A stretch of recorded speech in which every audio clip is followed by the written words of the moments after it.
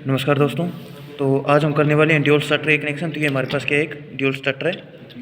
आप देख सकते हैं ड्यूल स्टार्टर के अंदर क्या होता है, एक ये कॉन्टैक्ट ये होती है आपकी रिले, जो कि थर्मल ओवरलोड रिले होती है।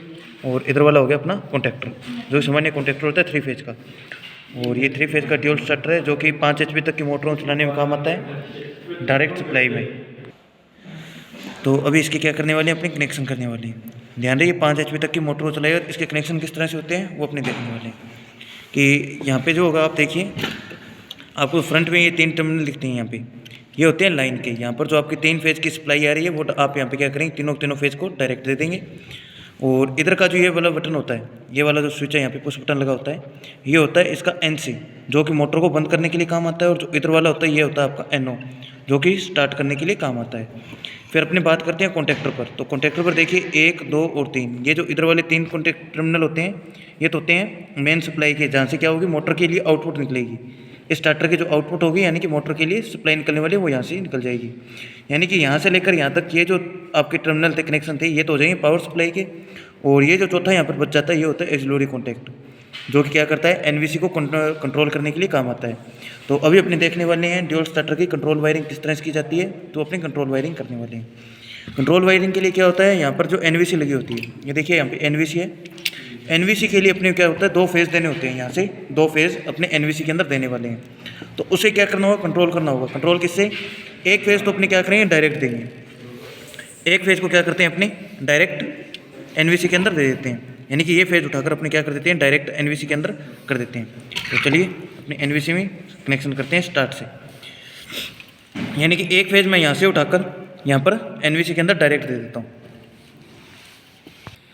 ये अपना एक फेज है जो NVC के लिए डायरेक्ट हो चुका है। अभी क्या करना है, अपने को दूसरा फेज उठाना है। यहाँ से अपने दूसरा फेज उठाएंगे, और जो यहाँ से अपने उठाएंगे फेज को सबसे पहले देंगे अपने जो NC का पहला टर्मिनल था, वहाँ पे NC का पहला टर्मिनल। यहाँ पे आप देखेंगे तो टर्मिनल पे कुछ नाम भी लिखे हुए हैं, P1, P2, P3 और P4। मैं अभी ऐसे ही बोलने वाला हूँ कि यहाँ से अपने जो फेज उठाने वाले हैं, दूसरा फेज P1 के अंदर देंगे। यहाँ से फेज को उठाकर डायरेक्ट अपने काम पे देने वाले हैं, P1 के अंदर कनेक्शन करने वाले हैं इसके।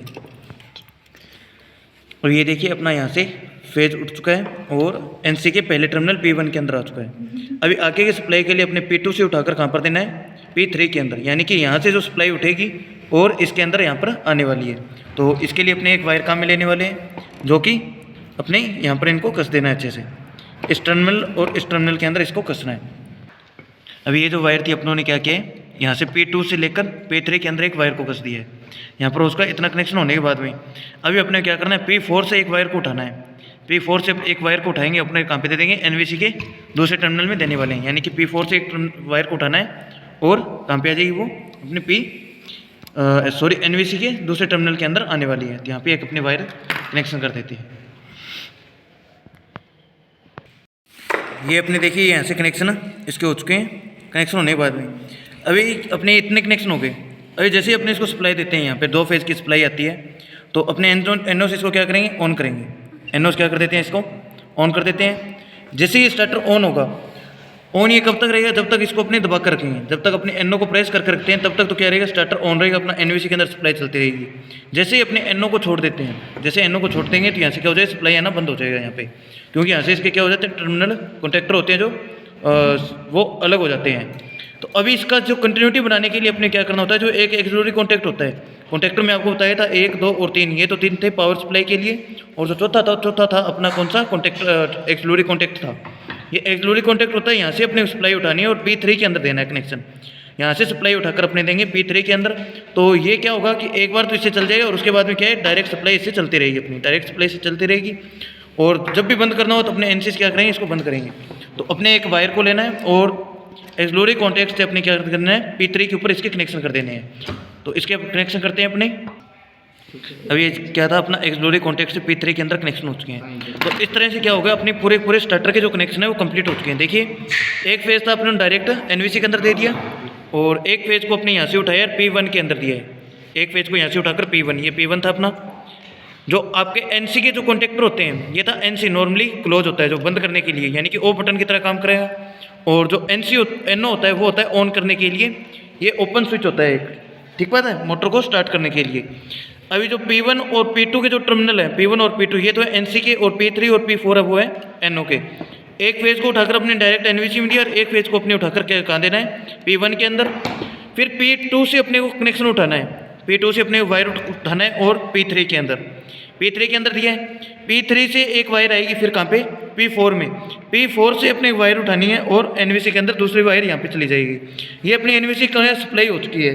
फिर क्या करना है, इसको लगातार चालू रखने के लिए एक एक्सक्लूसिव कॉन्टैक्ट होता है जो कॉन्टैक्टर पे होता है चौथा टर्मिनल, उस टर्मिनल से एक वायर को उठाना है और P3 के अंदर दे देना है। इससे अपने क्या हो जाएंगे, ड्यूल स्टार्टर के पूरे कनेक्शन कंप्लीट हो चुके हैं। अभी इसको अपने क्या कर देते हैं, चेक कर देखते हैं कि अपने जो कनेक्शन है वो सही है या नहीं है। जब भी किसी सर्किट को चेक किया जाता है तो हमेशा सीरीज में चेक करना चाहिए। तो अपने पास क्या है, सीरीज बोर्ड है, यहाँ पे सीरीज बोर्ड से अपने क्या करें, इसको चेक करने वाले हैं सही है या नहीं है। तो अपने यहाँ पे क्या कर लेते हैं, वायर लगा लेते हैं और अभी इसको स्टार्ट करके देखते हैं अपने। तो ये क्या है, स्टार्ट हो चुका है। और बंद करने के लिए कौन सा, अपने बंद करने के लिए एनसी से, इससे बंद होगा और इससे क्या हो जाएगा, स्टार्ट हो जाएगा।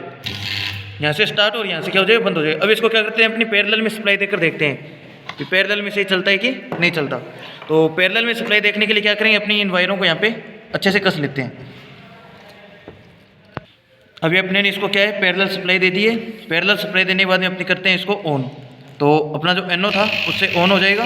ये देखिए स्टार्टर ऑन हो चुका है, ऑन हो गया। और इसे बंद करने के लिए कौन सा काम में लेंगे, अपने एनसी से क्या करेंगे, इसको ऑफ कर देंगे। ये ऑफ हो गया और ये ऑन हो गया।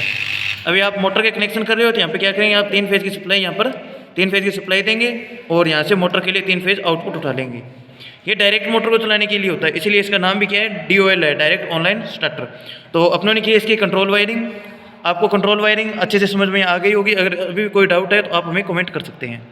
थैंक यू दोस्तों, इसे अपने दोस्तों के साथ शेयर कीजिएगा। धन्यवाद।